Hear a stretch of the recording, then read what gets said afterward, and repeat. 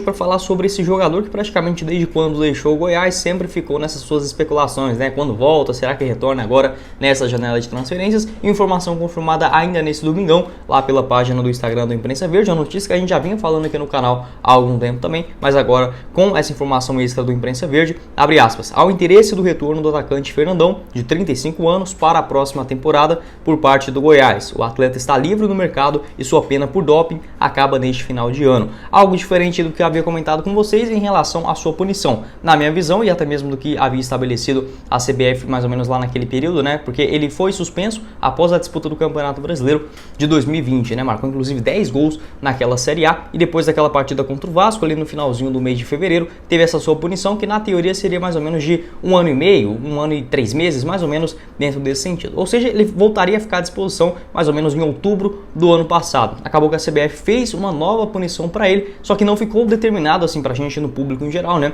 Essa duração, se seria mais de 6 meses, 8 meses, que aí no caso ele ficaria à disposição em junho, né? Junho e julho, eu imaginei que ele estaria à disposição dentro desse período. Que a gente tinha de informação também era que ele iria voltar a partir do mês de julho, né? A poder, por exemplo, ter a sua inscrição no bid da CBF, mas não, como confirmou agora o Imprensa Verde, tendo esse seu exame antidoping, né? Assim, a sua punição definitivamente terminada neste final de ano. Então é a principal novidade em relação a essa questão, mas eu já havia confirmado também, tanto com o Periquito Grisado, né, o rapaz lá do Instagram, e também o Paulo Rogério Pinheiro, que o Goiás não procurou o Fernandão nessa janela de transferências específica. Aconteceu realmente no final, final do ano passado, mais ou menos com as 5, 6 rodadas antes do término da Série B. O Goiás inclusive chegou a anunciar o Fernandão, né, nas suas redes sociais. Acabou que a CBF tendo essa punição, que beleza, se fez coisa errada, acho que deve sim ser punido, mas para um cara que já tem 34 anos, na questão 33, né, para 34, você punir ele com 2 anos, né, eu acho realmente um absurdo. Isso porque o Fernandão já tá bem de vida, né, já fez aí sua carreira, tem grana pra caramba, mas se fosse um outro jogador, por exemplo, que ainda precisava, né, batalhar, enfim,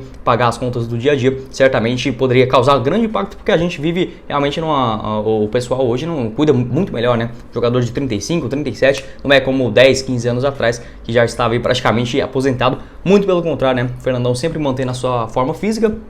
Ele posta, vira e mexe um outro vídeo lá no Instagram, né, a sua rotina, enfim, um cara que desde quando saiu do Goiás está idêntico, né, ao que ele entrava dentro de campo, inclusive com vários acessórios do Goiás mesmo, short, meia, até mesmo camisas, vira e mexe ele aparece, parabenizando também o time. Então assim, é algo que sempre fez parte dele também, né, apesar dessa sua rápida passagem. Foram 24 jogos, todos eles na Série A do Campeonato Brasileiro, com 10 gols marcados, né? Foi o maior artilheiro do Goiás naquela edição de Brasileirão e foram muitos gols, né? Basicamente ele 10, o Rafael Moura, se eu não me engano, foi o vice-artilheiro com 9 bolas na rede. Ficava os dois centroavantes lá pesadões, mas funcionou naquela reta final do ano. Uma pena não ter escapado do rebaixamento naquela questão. Outras informações a respeito do Fernandão, como havia confirmado para vocês, não foi procurado nessa janela de transferências do mês de junho. O Goiás via que não tinha muita necessidade e o Fernandão também, nesse seu recondicionamento físico, o ideal seria retornar no Campeonato Goiano, o que faz, né, um cenário bem melhor para o ano que vem. Eu havia confirmado também com o presidente do Goiás, o Paulo Rogério Pinheiro, na metade do ano, assim, naquelas informações, né,